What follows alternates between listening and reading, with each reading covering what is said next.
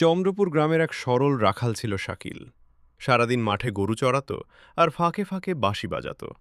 তার বাঁশির সুর ছিল এত মধুর, যেন হাওয়ার সাথে ভেসে স্বপ্নের দেশে পৌঁছে যায়। একদিন সেই সুর শুনে আকাশের এক পরী নেমে এলো পৃথিবীতে। দূর থেকে সে চুপচাপ শুনতে লাগল। তারপর ধীরে ধীরে শাকিলের সামনে এসে দাঁড়াল। প্রথমে শাকিল ভয় পেয়েছিল, কিন্তু পরীর মায়াবী হাসি তার ভয় দূর করে দিল। তারা কথা বলতে শুরু করল। তারপর প্রতিদিন দেখা হতে লাগল। শাকিল বাঁশি বাজাত আর পরী শুনত। এইভাবেই তাদের বন্ধুত্ব ভালোবাসায় রূপ নিল।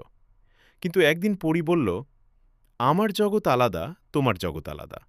ভালোবাসা মানে শুধু কাছে থাকা নয়, কখনো ছেড়ে দেওয়াও। শাকিলের চোখে জল চলে এলো। তবুও সে বুঝল।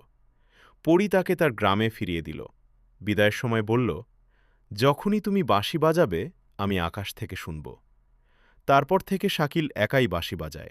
আর গ্রামের মানুষ বলে, রাতে যখন আকাশে তারা ঝলমল করে, তখন কোথাও এক পরী বসে শোনে।